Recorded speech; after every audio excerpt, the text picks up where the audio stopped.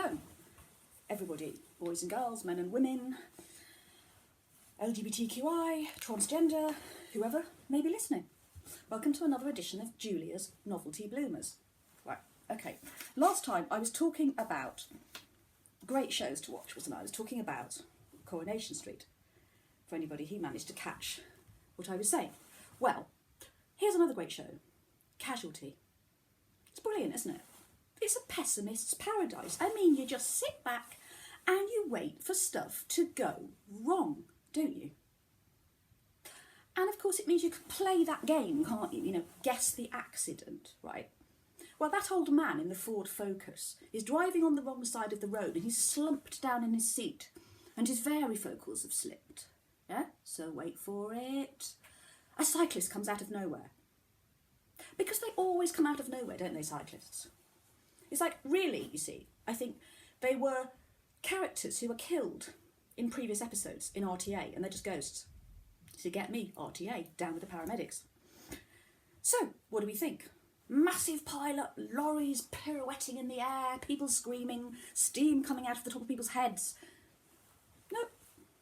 Varifocal, tons of funny colour, drives into a lay-by, passes out. It's great, isn't it? Casualty. It's like Jeremy Beadle, but with bedpans. Another one, right? Man climbs a ladder. Well, it's a no-brainer, isn't it? He's going to fall off. Sometimes, Newton, I love you. And he does fall off, but not before he's looked through the bedroom window and seen a woman in naughty lingerie. Hence, that's the reason he falls off. Anyway, so he falls off his ladder. The woman, who thinks she recognises him from somewhere, has a heart attack, and guess what? They both end up in A&E, in adjacent beds. And, of course, they have to fight, don't they? Because people in Casualty are always fighting. And they're fighting in this occasion because the woman he was lusting after turns out to be his mother, who abandoned him when he was 6.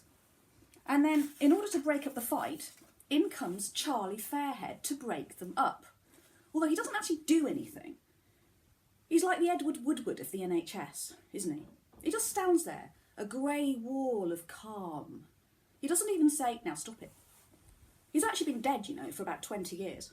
He died in 1990. And they got the taxidermist in. And no one has noticed. He's on wheels, isn't he? In a hospital trolley, and they just wheel him in. Then we have the delectable Connie Beecham, right? Now there's a really sensible person. She's going to work a 12-hour shift in A&E, right? So what does she put on her feet? Does she pull on a pair of flat, rubber-soled, sensible shoes so that she does not slip in other patients' vomit? No, she does not. She pulls on the Kurt Geiger designer 6-inch stilettos. Completely sensible, isn't it? So, I have this scenario running through my head, right? A patient comes in with a mystery pain, right? Because it's always mysterious pain in Casualty, isn't it?